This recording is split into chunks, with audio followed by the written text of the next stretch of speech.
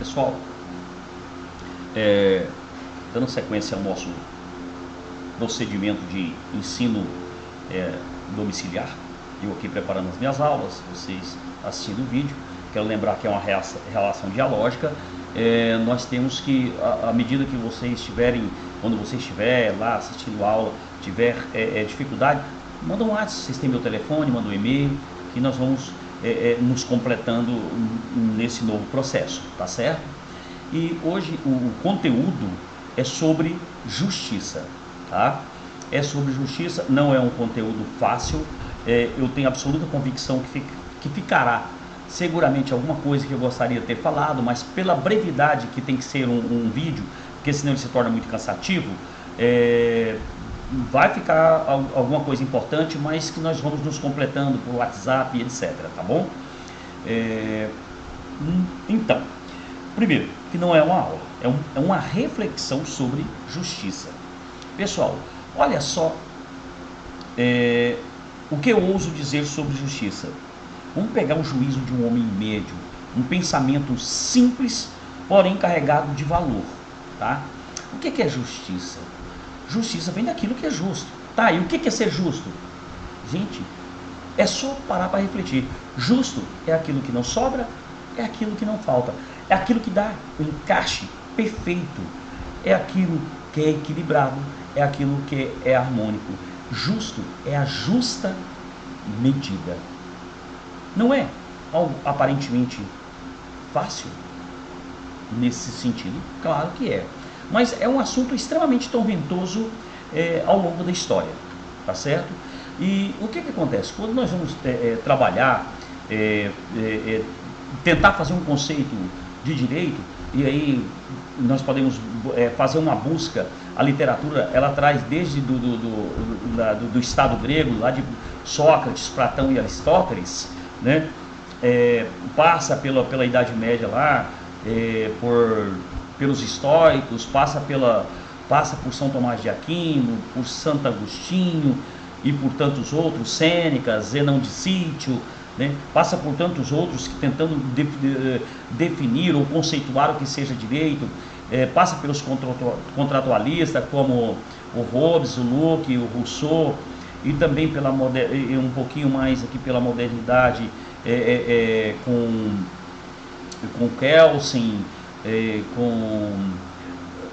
tem um outro, o alemão, que eu acabo sempre esquecendo o nome dele, com Savigny, modernamente com Alexis, com Ronald Wharton, enfim, e com o ministro Eras Grau, com o ministro Barroso, comigo que estou aqui, metido, né, moçada? Tentando dizer que isso é importante, tá? Então, toda vez que nós observamos esses autores tentando buscar o que é o direito, uma coisa assim que me chamou muita atenção, que me chama a atenção, todos eles associam o direito àquilo que é justo, com raríssima exceção, principalmente dos positivistas puros, como, eu estou tentando lembrar o nome dele aqui, mas daqui a pouco eu devo lembrar. Acho que eu tenho um livro aqui, vou até verificar aqui que eu tenho o nome dele, que eu faço questão de procurar o nome dele, para que não passe batido.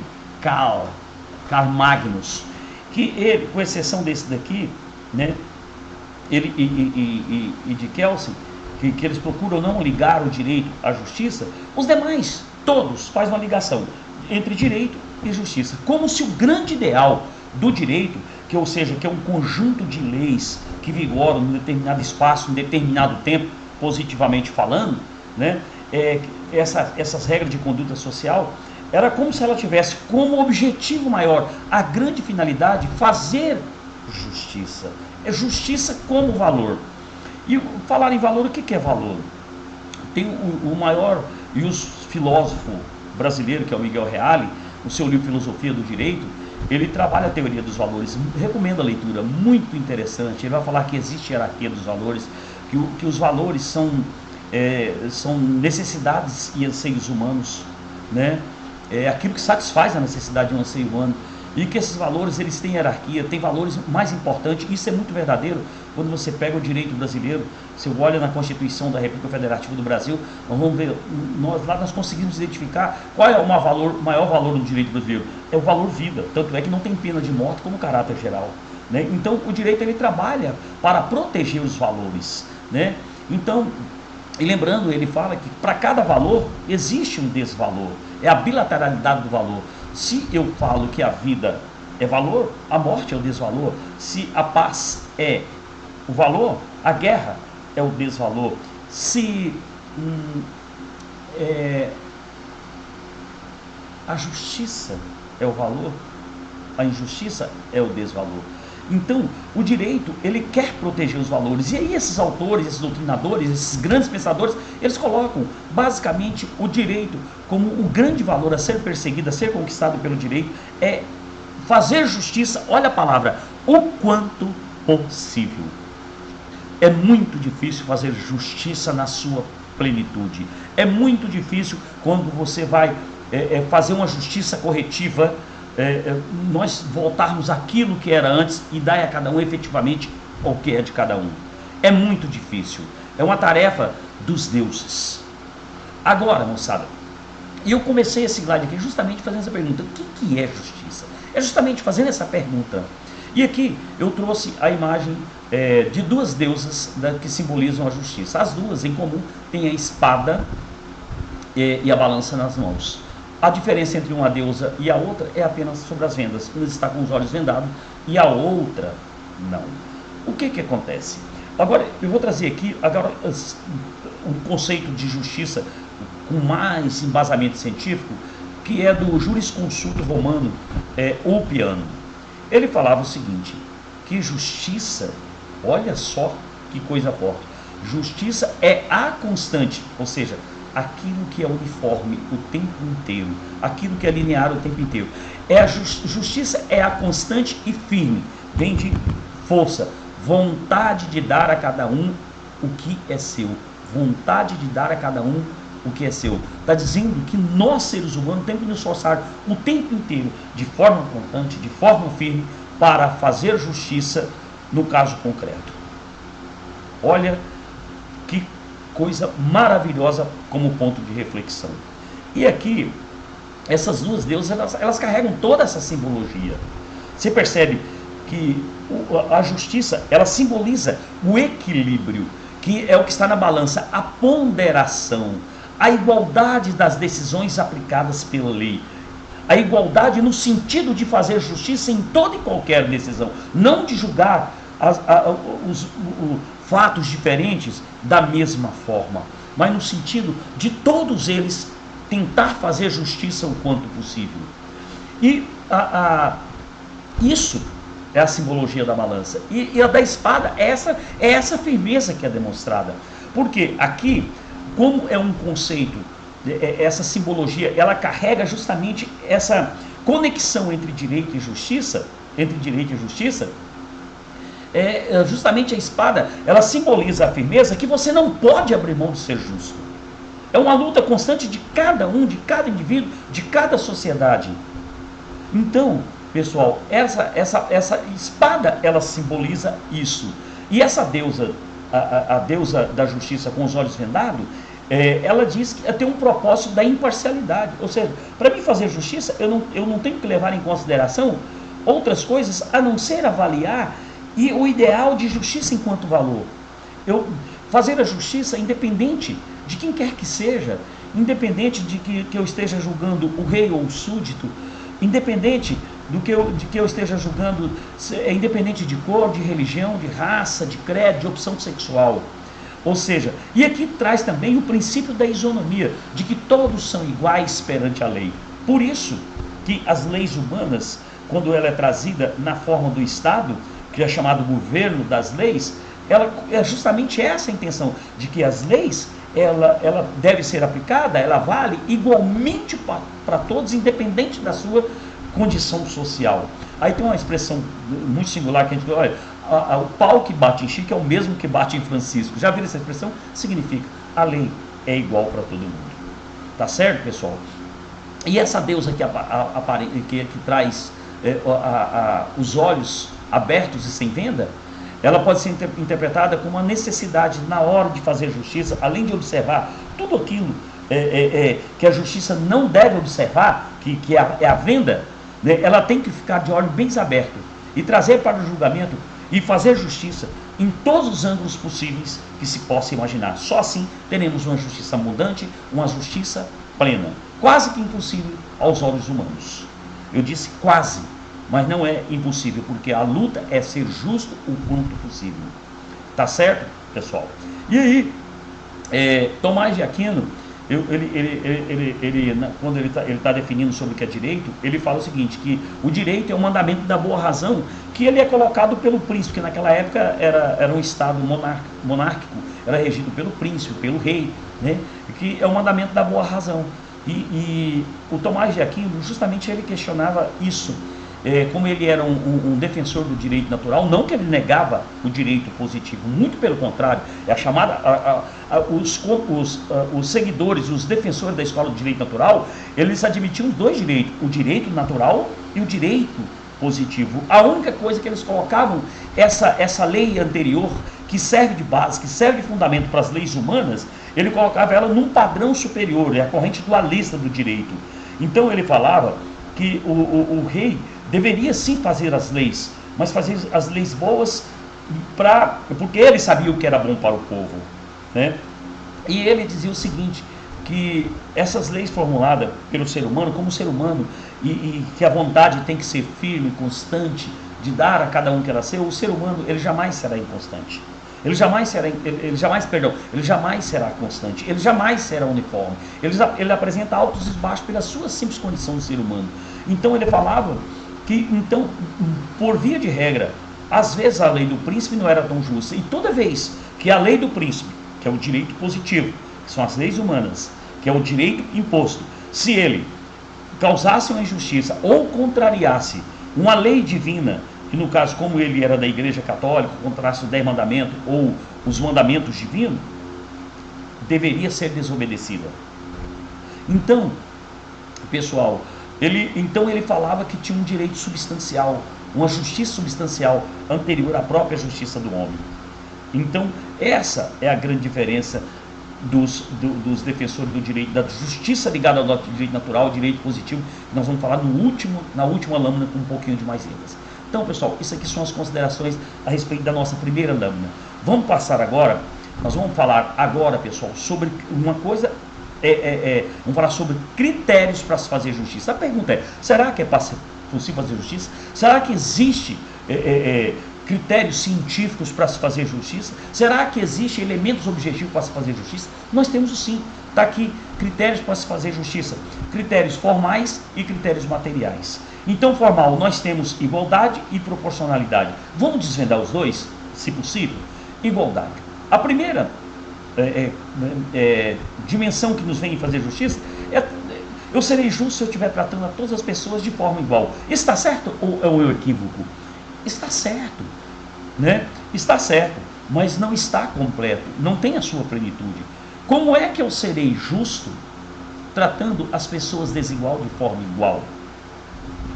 Então, pessoal, esse critério de igualdade, eu serei justo se eu der o mesmo tratamento às pessoas que são iguais. E a grande pergunta é: todas as pessoas são iguais ou cada pessoa é diferente uma da outra?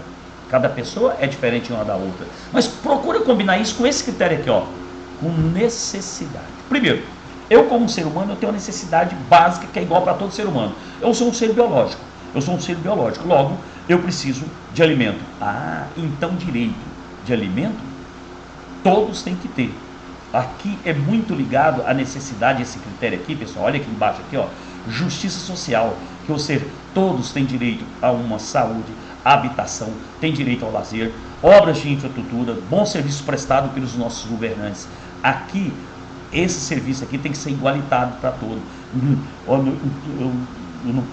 O meu filho, ele tem que ter a melhor escola, a melhor escola, igual ao filho de todo mundo. Ou seja, a saúde, ela tem que ser igualitária para todo mundo, pela simples condição de que humano nós somos. Então, a igualdade, pessoal, é um critério. Eu vou tratar, se todos têm a mesma necessidade, todos serão tratados com essa igualdade. Agora, se as pessoas tiverem necessidade diferente, óbvio que eu vou tratá-los de forma diferente. Aí eu vou usar esse critério aqui, proporcionalidade, que é uma justa medida. Proporção pressupõe equilíbrio na tomada de decisão, é uma justa medida para aquele caso. E aí nós temos esses outros critérios aqui, ó, mérito e a capacidade. Os dois aqui até se misturam. Só que eu fiz uma pergunta aqui, um pouquinho antes. Será que todas as pessoas são iguais? Efetivamente, na tua casa, veja lá, tua irmã, o teu pai com os irmãos dele, teus familiares, eu vou pegar aqui em casa, aqui, por exemplo, tenho 4 filhos. Será que todos efetivamente são iguais? Eu, na condição de pai deles, eu tenho que dar oportunidades iguais para todos eles, óbvio, conforme os meus recursos, o tempo, etc. Eu tenho que dar as mesmas oportunidades o quanto possível, né? Mas a questão é, e como serão eles na vida? Será que a capacidade, esse valor individual deles, aquela coisa que cada um tem de conquistar, de querer buscar, ela é diferente de indivíduo para indivíduo? Aqui, moça, esse critério material, ele tem que ser observado principalmente na hora de atribuir, na hora de premiar. Isso aqui vale para a empresa, vale para um funcionário, enfim, vamos imaginar empresas que trabalham com participação nos lucros, então, que trabalham com metas. Gente, nós precisamos bater essa meta aqui, apenas um exemplo, tá, pessoal? Você pode refletir sobre tantos outros. Nós temos que bater essa meta aqui, tá, beleza, então a nossa meta aqui nós temos que faturar, vamos enriquecer a aula, 50 milhões esse mês em vendas. E aí o que vai acontecer? Toda a equipe ela tem que estar imbuída nesse assunto. E aí cada um vai dar o seu esforço, vai correr atrás conforme o seu mérito, conforme o seu conhecimento, conforme a sua luta, a sua dedicação, e nós vamos atingir essa meta coletivamente. Que bom! Mas a grande questão, todos deram sua contribuição? Todos deram, parabéns, eu tenho uma excelente equipe. Mas eu não tenho a menor dúvida que dentre aqueles, nós teremos alguém que se destaca, alguém que contribuiu mais, esse aqui contribuiu com um percentual maior. Então, óbvio que o prêmio dele vai ser um pouquinho maior, vai ser proporcional ao seu mérito, a essa sua característica individual, e etc, e etc. Já dá para a gente fazer uma reflexão sobre isso. E se todos contribuíram de forma igual? Aí, moçada, aí é igualdade. Aí é igualdade. Tá certo? Então, pessoal, e a capacidade? Gente, a capacidade ela é muito ligada ao aspecto de que eu sou um ser humano gregário, político e social. Ou seja, lembra das nossas primeiras aulas sobre sociedade humana? Que eu não vivo fora da sociedade. Onde está o homem, aí está a sociedade. Onde está a sociedade, aí está o direito, né? Então, vejam bem, essa capacidade, se eu vivo em sociedade, eu tenho que dar também a minha contribuição para a minha sociedade, com o meu trabalho, com o meu esforço, né? E aí uma parte desse meu trabalho, por óbvio, eu vou dar para o coletivo, para que seja me devolvido, redistribuído em forma de serviço, etc. Nós vamos, quando a gente falar sobre espécie de justiça, que eu falo para vocês, para todos nós, não confundirmos critérios para se fazer, meios como se fazer justiça com espécie de justiça que nós queremos conquistar, tá? Então, essa capacidade diz respeito àquilo que você é capaz de contribuir para o seu meio social. Aqui é muito ligado ao aspecto da justiça social. Então, e a necessidade, aqui a sua capacidade de contribuir individual, da sua contribuição para o coletivo. E a necessidade é muito ligado à justiça social. Aqui vai observar o que você precisa, no mínimo, por fazer parte de uma sociedade pela simples condição de ser humano. Isso aqui é muito ligado aos direitos e garantias fundamentais do artigo 5º da Constituição, muito bem defendido pelos direitos humanos internacionais, que não confundir com direitos humanos aquela forma pejorativa que a gente vê na televisão, tá certo? Aquilo é coisa de achismo, aquilo é coisa de oba-oba. Aqui não, aqui nós temos uma relação de causa e efeito, aqui é ciência jurídica, certo, pessoal? Vamos trabalhar agora, vamos falar sobre critérios para se fazer justiça. Gente, critério nós já falamos, vamos falar agora sobre espécies de justiça.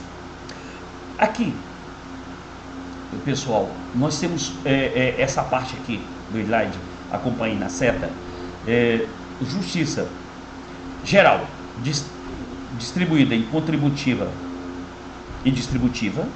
Aqui eu contribuo. Opa, eu contribuo, está ligado à minha capacidade, lembra? Aquele critério material lá da capacidade. Aqui eu contribuo. Aqui eu distribuo.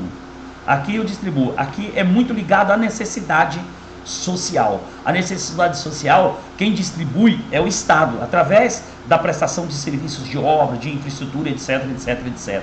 Saúde, educação, moradia, habitação, lazer, boas escolas, boa saúde. Aqui está ligado à justiça distributiva. O Poder Judiciário, na hora de fazer justiça no caso concreto, está aqui. Isso aqui é que Aristóteles chamava de justiça geral. E a justiça privada, ou justiça comutativa, também é uma teoria aristotélica. Aliás, os estudiosos dizem que justiça existe antes de Aristóteles e depois de Aristóteles, que ele partiu justamente desses pressupostos aqui, dessa sua teorização aqui. A partir daqui, isso aqui, de lá para cá, só se transformou. Não foi inventado nada muito de novo. E nós temos a justiça substancial, que isso aqui é ligado o que é a justiça para o direito natural, para os defensores do ius naturalismo, do direito natural. E o que é justiça convencional ou justiça defendida pelo positivismo jurídico monista, que é do direito positivo. Então, nós vamos falar sobre isso aqui, mas nós vamos nos valer dessa alegoria aqui. Aqui tem um triângulo, pessoal. Vamos imaginar que esse triângulo seja a representação de um território. Dentro desse território mora esse povo, trocentas pessoas, milhares de pessoas estão aqui dentro. E essas pessoas que vivem numa sociedade, num determinado tempo, nesse espaço aqui, num determinado lugar, elas coordenam as suas vidas na sociedade conforme os valores. Conforme os valores. Lembram que eu disse que para cada valor tem um desvalor? E o que acontece? Essas pessoas aqui, elas vão construir o seu ordenamento jurídico, as suas leis humanas, conforme esses valores.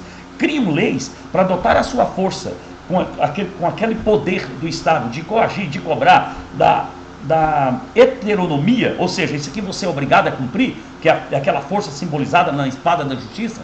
E o que acontece, moçada? Para não deixar solto,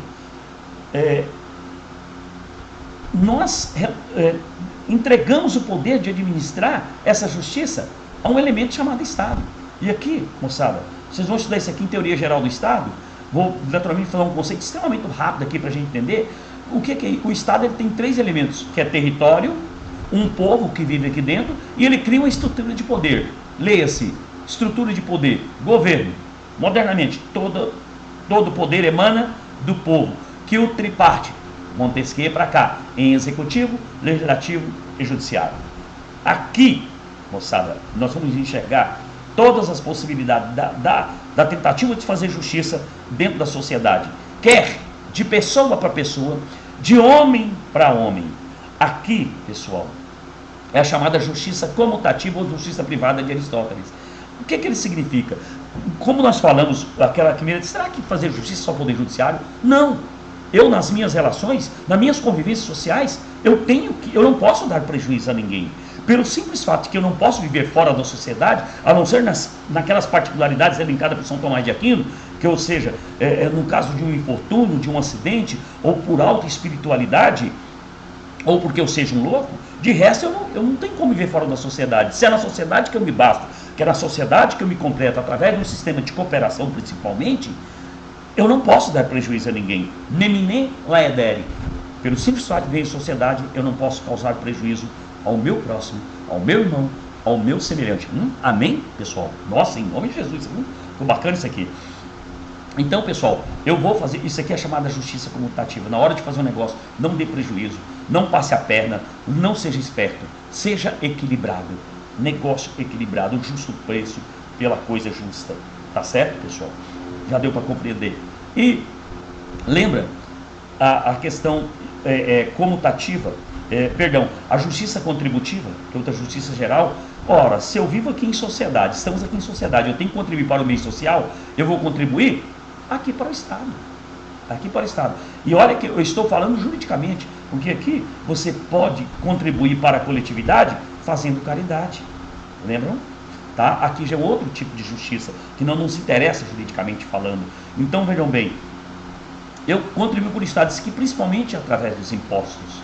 Ótimo, então, aqui, se eu ganho tanto, aqui vai se contribuir o critério de proporcionalidade. Eu ganho tanto, eu contribuo com X. Se todos nós ganhamos tanto, Aí é igualdade, todos nós vamos contribuir igual. Se nós ganhamos diferente, aí é proporcionalidade, proporcional ao seu ganho. Você percebe que dá para combinar esse mecanismo. E aqui o Estado arrecada esse aqui principalmente através de impostos. Agora, para ter o imposto, tem que ter uma lei. Tá? Então, veja bem, o executivo, pessoal, é aqui que determinam-se as políticas públicas. E é aqui que se executa, que se administra. Então, esse poder aqui, ele também faz justiça. Já justiça distributiva, ele tem que, justamente, é a justiça social, é o cuidar bem das pessoas, só pela simples condição de que ela é ser humano, o básico, o Estado social tem que ter. Então nós temos que ter direito a um acesso à saúde universal, direito a um saneamento básico, direito a um meio ambiente equilibrado, direito a obras de infraestrutura, etc. Tá? E o legislativo, porque o executivo ele não pode fazer nada que sem que você tenha uma lei. E aqui, moçada, será que todas as leis elas são justas? Será que nós temos chamadas leis imorais? Será que aqui o nosso legislador ele faz efetivamente uma lei, que essa igualdade formal na lei, será que se transforma na igualdade material? Será que essa lei aqui, ela realmente, ela trata todos de forma igual? Ou nós temos determinadas leis que são feitas de forma casuísta para defender alguns privilégios? Fica o ponto, reflete, não vou apontar o dedo. E o Poder Judiciário? Aqui ele tem como função essencial o quê? Julgar. E aí, julgar o quê? Os casos que é apresentado a ele, porque o nosso Estado, ele chamou para si o dever de fazer justiça. Ele não permite a autotutela, exceto nos casos devidamente autorizados em lei, principalmente como a legítima defesa. Mas nós não vamos falar sobre isso agora, que não é de mentir, vocês vão aprender, vamos estudar isso mais para frente. Tá? O Poder Judiciário também é chamado de justiça distributiva. Ele vai distribuir justiça, ele vai distribuir harmonização, pacificação social, vai corrigir a distorção. Quer aqui nas nossas relações, quando eu faço um negócio, deixei de pagar alguém, devo, não nego e não pago, essa pessoa vai ingressar com uma ação. O que vai acontecer? Primeiro que se autocompõe, uma autotutela seria muito importante, uma autocomposição, não autotutela, uma autocomposição.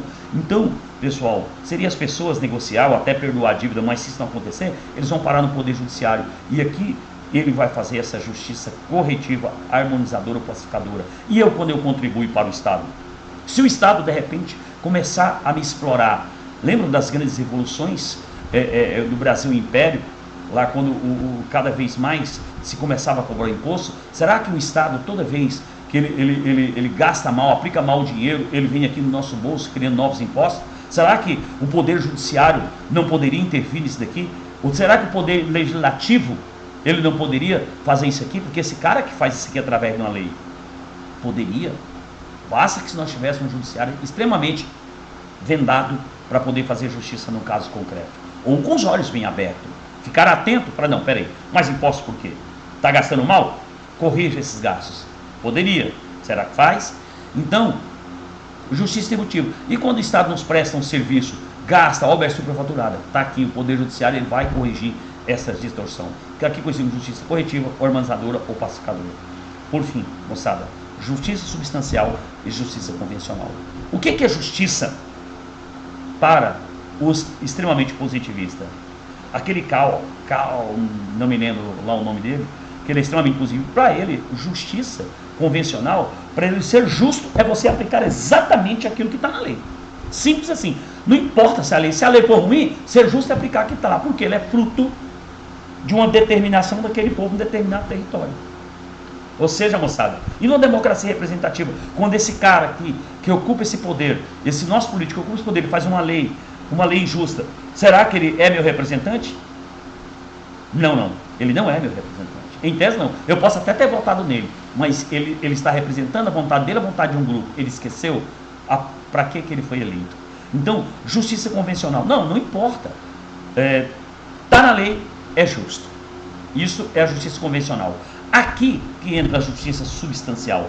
Aqui, felizmente, pessoal, quando a gente fala daquele Marx, não Karl Marx, o nome dele é muito complicado, é um alemão, lá no final. Ele é diferente do positivismo kelsiano. O Kelsen, ele não é que ele defende o que está justo, é que está na lei. Ele não entra nesse mérito. O Kelsen simplesmente, a visão dele é extremamente científica na teoria do direito puro. O que ele quer é justamente que o cientista, a pessoa que se debruça ali sobre uma norma, sobre uma regra jurídica, sobre um direito constitucional, estou tentando ver se eu estou com o meu livro de direito constitucional aqui, está aqui, peguei aqui um livro de direito constitucional, por exemplo, eu vou debruçar para estudar essa Constituição, essas regras que estão aqui dentro, eu vou me valer se quem fez isso daqui, ele tem legitimidade. E, enfim, ele trabalha nesse sentido.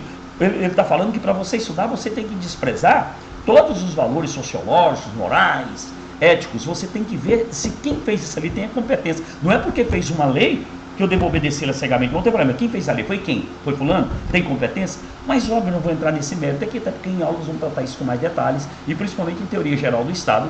Quem for trabalhar isso com vocês vai trabalhar de maneira mais pormenorizada. Então, pessoal, e essa justiça, e felizmente isso tem mudado. Por exemplo,